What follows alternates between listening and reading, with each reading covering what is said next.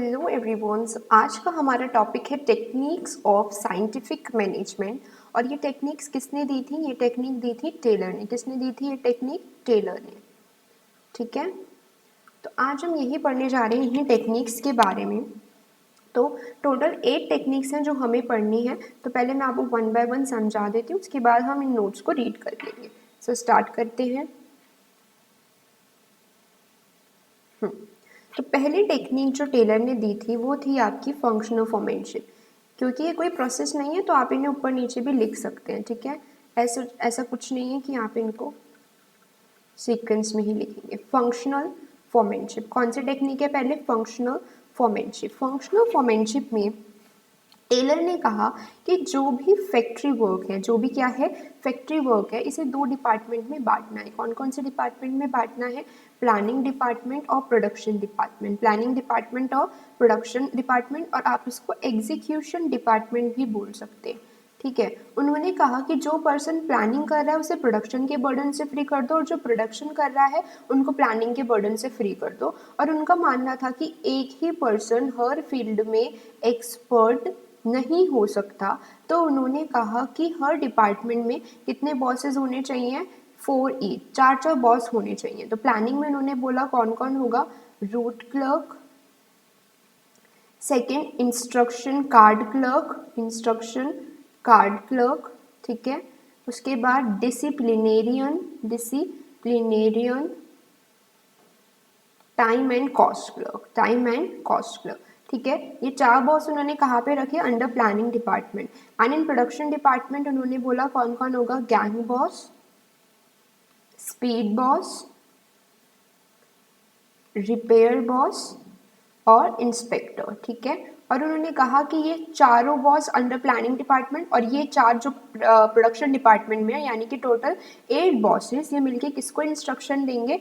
Worker को instructions देंगे। ठीक है, तो उनका कहना था कि जो रूट क्लर्क है वो क्या प्रोवाइड करेगा? Will provide direction to the employee. Instruction card का क्या देगा? जनरल इंस्ट्रक्शंस प्रोवाइड करेगा। डिसिप्लिनेरियन क्या मेंटेन करेगा? डिसिप्लिन मेंटेन करेगा। टाइम एंड कॉस्ट क्लर्क एक टाइम पे फोकस करेगा और एक कॉस्ट शीट क्या करेगा? प्रिपेयर करेगा। एंड विद इन दैट वो अपने खर्चों को लिमिटेड रखेगा। गैंग बॉस क्या करेगा? वो अरेंज करेगा। क्या अरेंज करेगा? अरेंज मशीन्स वगैरह, टूल्स वगैरह जो भी चाहिए होंगे उनको अरेंज करेगा। और उसको वर्किंग कंडीशन में कौन रखेगा, या फिर रेडी फॉर ऑपरेशन कौन रखेगा?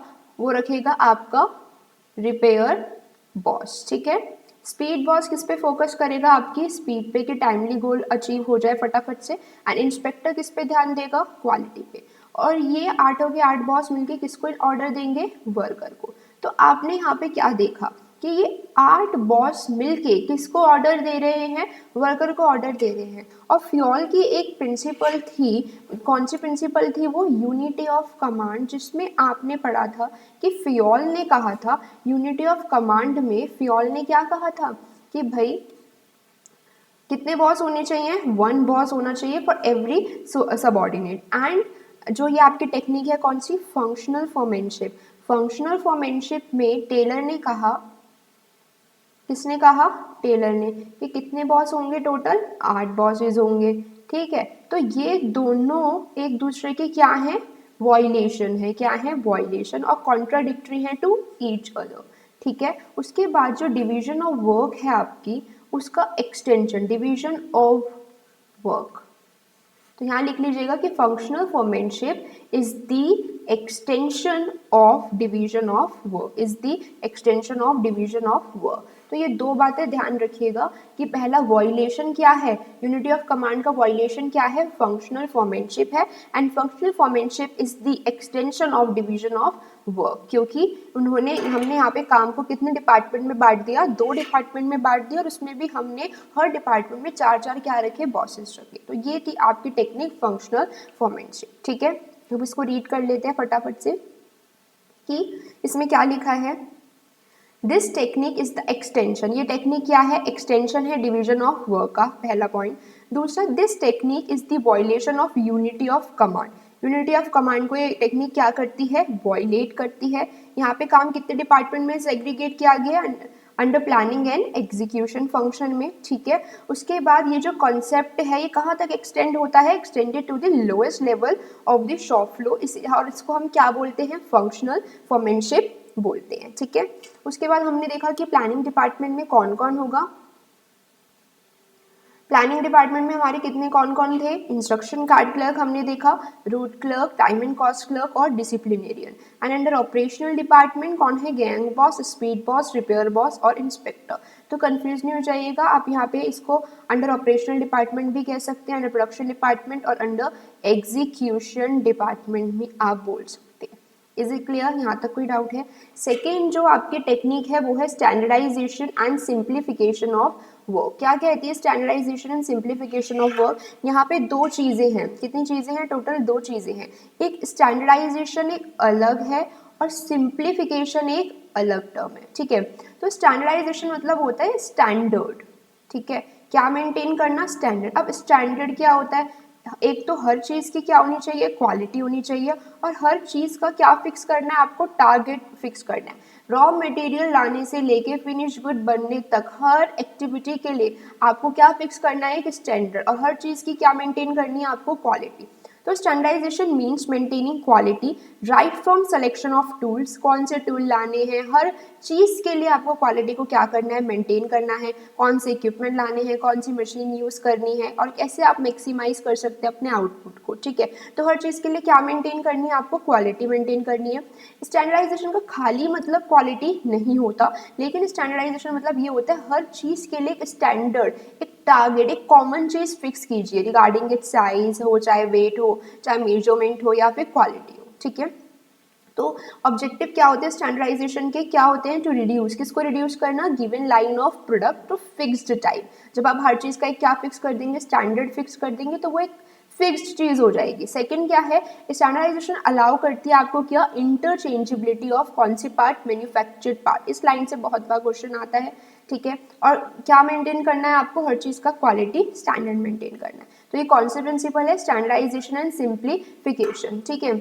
और सिंप्लीफिकेशन एक और चीज़ कहती है, सिंप्लीफिकेशन कहता है कि अननेसेसरी जो डाइवर्सिफिकेशन है उसको एलिमिनेट कर दो। क्या कहती है, eliminate the unnecessary diversification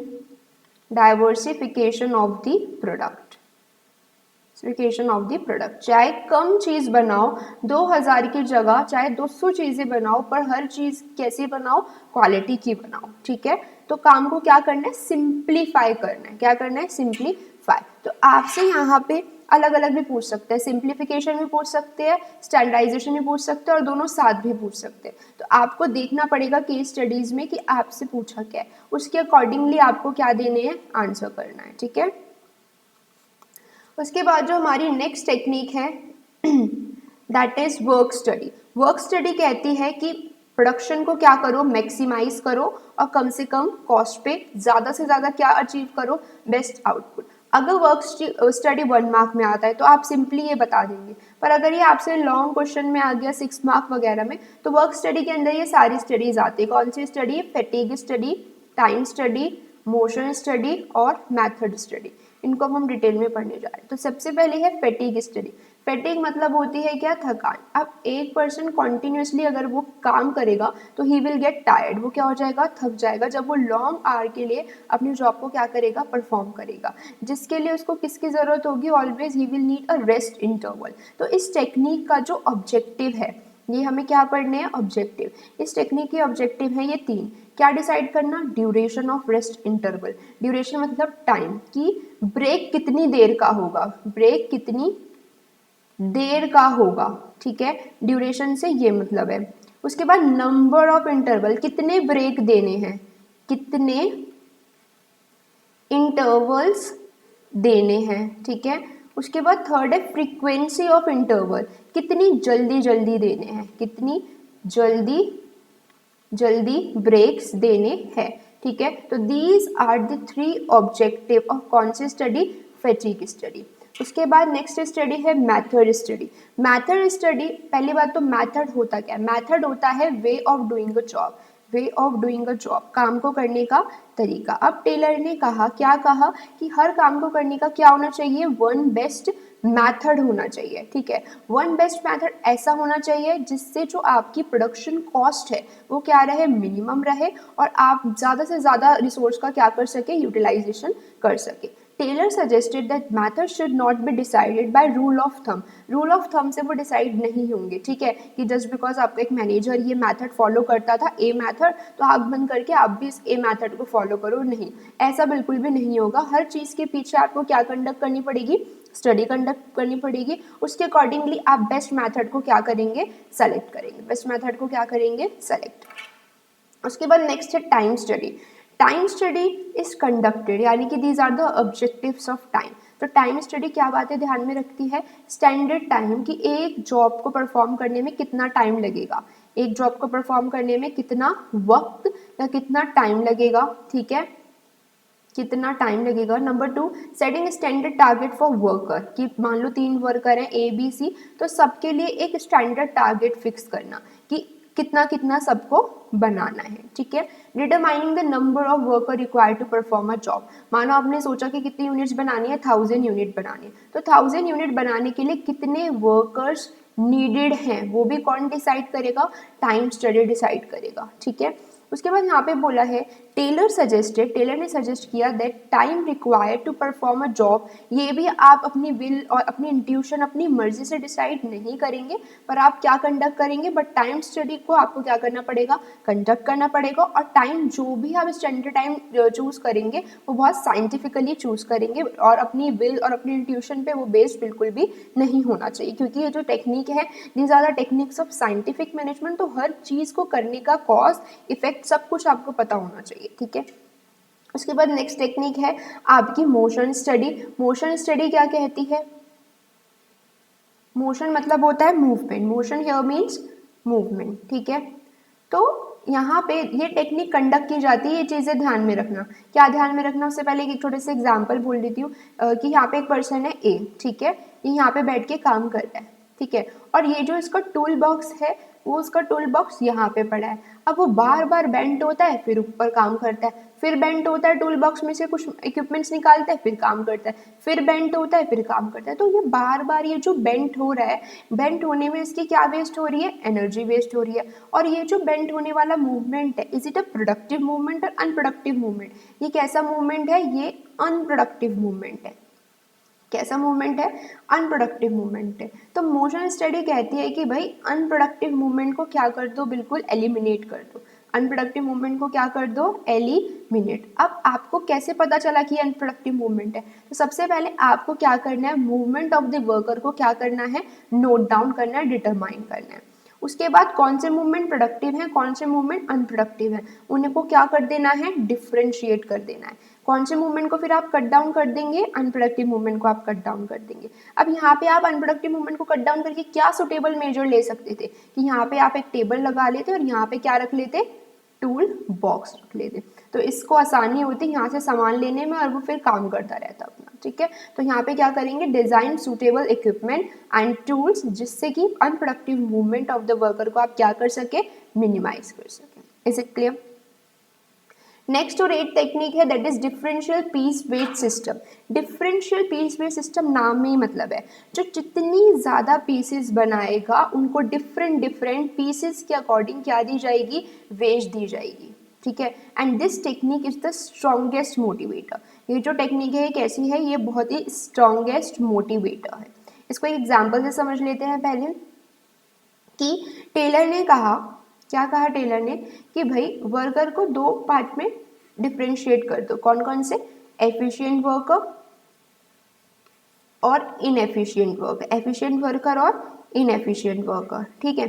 for example मान लो उन्होंने टारगेट रखा कितनी यूनिट्स बनानी है, 10 यूनिट्स बनानी है, 100 यूनिट्स बनानी है, लेट्स सपोज 100 यूनिट्स, और पर यूनिट की कॉस्ट है कितने rupees, 10 per unit, 10 per unit, ठीक है। तो उन्होंने कहा कि जो भी आपके टारगेट कितना है, 100 से ज़्यादा बनाएगा, उसका वेज रेट, ये क्या है आपका वेज रेट, क्या है वेज रेट, उसका वेज रेट भी क्या हो जाएगा, बढ़ जाएगा। ठीक है, क्या हो रहा है?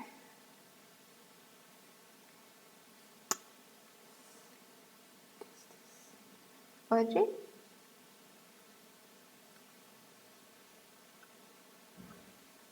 और जो 100 से कम बनाएगा, 100 से कम बनाएगा उसका वेज रेट भी कम हो जाएगा, और जो 100 के इक्वल बनाएगा उसको उसका नॉर्मल वेज रेट के अकॉर्डिंग मिलेगा। ठीक है, तो जो आपके 100 के इक्वल बना रहा है या फिर 100 से क्या बना रहा है, ज़्यादा बना रहा है, उन्होंने उनको कौन सी कैटेगरी में रखा, एफिशिएंट वर्कर। और जो 100 से कम बना रहा है उन्होंने उसको किस कैटेगरी में रखा, इनएफिशिएंट वर्कर। यानी कि जो टारगेट के बराबर, जो टारगेट के बराबर बनाएगा या उससे क्या बनाएगा, ज़्यादा बनाएगा, वो उन्होंने कौन सी कैटेगरी में रखा, एफिशिएंट। और जो आपका टारगेट से कम बनाएगा उन्होंने उसको कौन सी कैटेगरी में रखा, इनएफिशिएंट वर्कर की कैटेगरी में रखा। अब मान लीजिए 3 वर्कर है, कितने वर्कर है, 3 वर्कर, ए, बी और सी। ठीक है, ये बनाते हैं 90 यूनिट्स, ये बनाते हैं 100 यूनिट्स और ये बनाते हैं आपकी 120 यूनिट्स। ठीक है, इनका टारगेट था कितना, 100। वेज रेट कितना था, वेज रेट था 10। अब जो 100 से कम बना रहा है उसका वेज रेट कम हो जाएगा, यानी कि कितना, कितने के वेज रेट के हिसाब से उसको मिलेगा, कितना वेज रेट ले लेते हैं, मान लो हम यहाँ लिख लेते हैं कि जो 100 से कम बना रहा है उसको 8 मिलेगा और जो 100 से ज़्यादा बना रहा है उसको 12 मिलेगा, और जो 100 के बराबर बना रहा है उसको कितना मिलेगा, 10 मिलेगा। तो इनको कितना मिलेगा, इनको मिलेगा आपका 8 के हिसाब से। जो 100 के बराबर बना रहा है उसको कितना मिलेगा, 10 वेज रेट मिलेगा, और जो 120 बना रहा है उसका वेज रेट बढ़ जाएगा फ्रॉम 10 टू 12। तो यानी कि इनकी वेज कितनी इनको मिलेगी, A will get 720 rupees, B will get 1000 rupees, whereas C will get 1440 as his wage. तो इससे क्या होगा कि ये जो आपका इनएफिशिएंट वर्कर है will try to come under the category of efficient worker. ठीक है, इसीलिए इस टेक्निक को हम क्या बोलते हैं, स्ट्रॉन्गेस्ट मोटिवेटर बोलते हैं, क्योंकि इससे जो आपका इनएफिशिएंट वर्कर है वो एफिशिएंट वर्कर की कैटेगरी में आने की कोशिश करेगा, plus efficient worker will try to remain efficient, efficient worker will try to remain efficient. ठीक है, तो ये सारी टेक्निक्स थी जो किसने दी थी, टेलर ने दी थी। ठीक है, यहाँ तक कोई डाउट, अब इसको एक बार रीड कर लेते हैं कि दिस टेक्निक एम्फोसाइज, किस पे फोकस करती है टेक्निक, कि डिफरेंट वेज रेट देना है आपको, चाहे एफिशिएंट वर्कर को अलग वेज रेट देना है, इनएफिशिएंट वर्कर को अलग वेज रेट देना है। ठीक है, उसके बाद paying different wage rate to efficient and inefficient employ, इस पे फोकस करती है। दूसरा कहता है एक्स्ट्रा वेजेस देनी है किसको, एफिशिएंट एम्प्लॉय को। एक्स्ट्रा वेज जो आप दे रहे हैं एफिशिएंट एम्प्लॉय को, इससे इनएफिशिएंट एम्प्लॉय क्या होगा, मोटिवेट होगा। ठीक है, और जब पेमेंट दी जाएगी किसके अकॉर्डिंग, यूनिट्स के अकॉर्डिंग दी जाएगी, तो ऑटोमेटिकली आपका प्रोडक्शन क्या होगा, मिनिमाइज होगा। इसीलिए इस टेक्निक को क्या बोलते हैं, स्ट्रॉन्गेस्ट मोटिवेटर बोलते हैं। टेलर ने कहा कि कंपनी को एक फिक्स स्टैंडर्ड रेट फिक्स कर देना चाहिए, मतलब एक स्टैंडर्ड रेट क्या कर देना चाहिए, फिक्स कर देना चाहिए, और जो उससे ज़्यादा प्रोड्यूस करेगा उसका स्टैंडर्ड टारगेट भी क्या हो जाएगा, बढ़ जाएगा, और जो कम प्रोड्यूस करेगा, लेस प्रोड्यूस करेगा, उसका जो स्टैंडर्ड या फिर वेज रेट है वो क्या हो जाएगा, डिक्रीज हो जाएगा। ठीक है, जो जो अभी हमने एग्जाम्पल में देखा ही था। ठीक है, उसके बाद ये एक डिफ्रेंसिएशन है बिटवीन टेलर एंड फ्यूल, इसके आप नोट्स ले लीजिएगा और इसको यहाँ से वो रीड कर सकते हैं कि टेलर किस पे, टेलर का कंसर्न क्या था, हिज प्रिंसिपल एंड टेक्निक किससे कंसर्न थी, वर्कर्स की एफिशिएंसी से कंसर्न थी, वेयर एज फ्यूल की जो प्रिंसिपल थी वो मैनेजमेंट एफिशिएंसी से कंसर्न थी।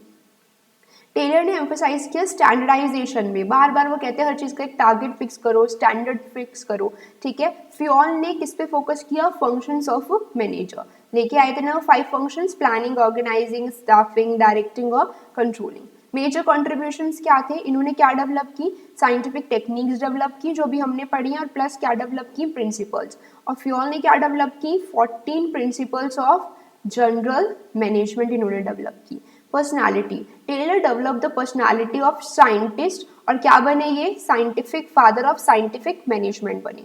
Fayol ने डेवलप की personality of researcher and practitioner and he become the famous father of general management. ठीक है, यूनिटी ऑफ कमांड अभी हमने देखा, टेलर यूनिटी ऑफ कमांड को फॉलो नहीं करते हैं और फ्योर यूनिटी ऑफ कमांड को क्या करते हैं, फॉलो करते हैं। इसीलिए उसने यूनिटी ऑफ कमांड में उन्होंने कहा था कि कौन सी प्रिंसिपल है कि आपको क्या मतलब किस पे फोकस करना है, there must be only one boss for each and every subordinate. और इन्होंने कितने बॉस लेके आए थे, 8 बॉस लेके आए थे अंडर फंक्शनल फॉर्मेशन। ठीक है, तो ये वीडियो लेक्चर था आज के लिए। I hope this video lecture will be useful and productive for you. यहाँ से आप सेम नोट्स ले भी सकते हैं, इन्हीं नोट्स को आप खुद हाथ से लिखें समझ के, और इन्हीं को आप पढ़ लीजिएगा, मोर देन इनफ है for your exam. Thank you.